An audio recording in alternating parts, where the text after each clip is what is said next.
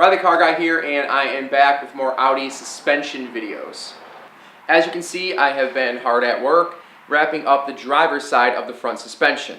Now I've gone through and I've done just about everything that you can do in the way of maintenance parts, everything from the control arm bushings to the entire axle, bearings, hub, tie rod end, sway bar length, the whole deal. And I'm going to be repeating that on the passenger side, and I'm going to be showing you how to do it.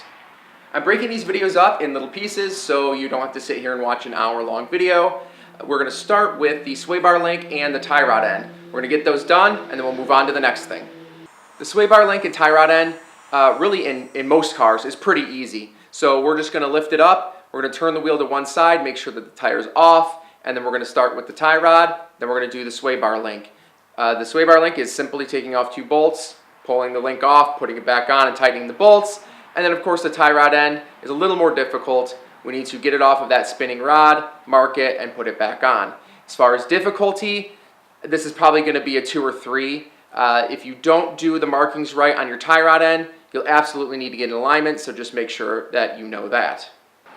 Now here's your tie rod end. We're going to do the outer tie rod end.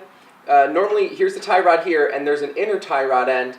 When it goes into this steering system itself, we're going to replace the outer. Those are the ones that tend to go the most, and they have the boots rip and everything gets exposed and then it goes bad. So the first thing you want to do is actually just wipe this off. Wipe the threads off behind that opposing nut, and then take a paint pen and mark right where the nut reaches the threads, right where it touches the threads. So that way, when we remove this, let me get my pen to work here. There we go. So when we remove this nut and we slide it back, we know the exact position that it was in when we took it off. So that way, when we put the tie rod end back on, we put it back as close as we can to its original position. Once you let your markings dry, just go ahead and loosen this nut while the tie rod end is still on the knuckle, because that way you'll have a lot of room and a lot of strength to pull the nut off without having the actual tie rod rotate in your hand. Loosen it just enough that it backs away from the tie rod end. We don't need to spin it very far, just enough to roll this off. Then we're going to take an 18mm and we're going to break this nut loose. And generally speaking, you're not going to have to put an Allen wrench in the head of this, because you can put it in there so it doesn't spin. Most times you can get away with just taking it off without having to do that. If you do, that's fine. Just grab an Allen wrench, slide it in the top, and you can back the nut off.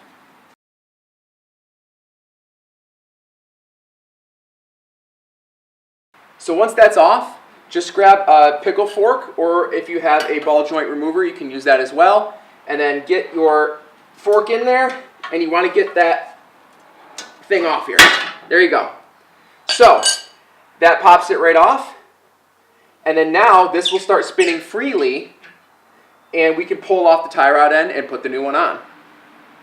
As you take off the tie rod end, count the number of rotations it takes to get the tie rod end off of the tie rod. And that way, if your new part is longer or shorter, you can still get it on very close to where it was before. So mine was 27, obviously yours might vary, but I'm going to take this off, I'm going to go get my new part. We're going to inspect them, make sure they're the same, and then reinstall it.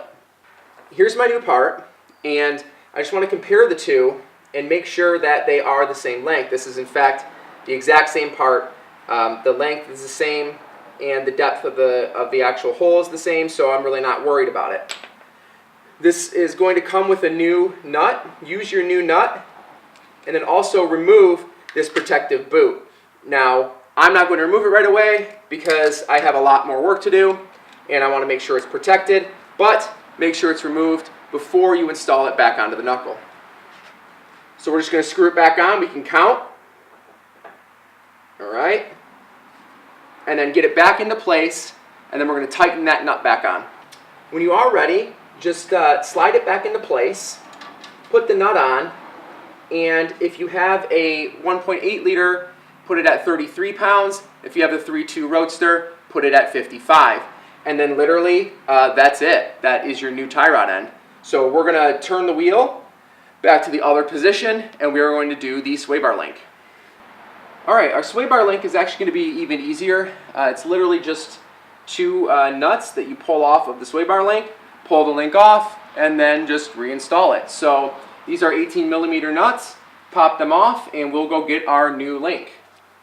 Now again, you should always be comparing parts. So take a look at the bar, make sure that the angles are correct, that both of the ball joints point in the right direction, and then if it comes with any new nuts or washers, always use those, don't reuse your old ones. So just take these out, slide them in to the proper place, and then you just tighten them down, and that is it. Now that's it for our sway bar link and tie rod end video. Thank you so much for watching. Make sure that you like and subscribe for more content like this. And this is part of a playlist, so if you want to see me dig deeper into the suspension, find the playlist and keep on watching. Thanks so much. See you next time.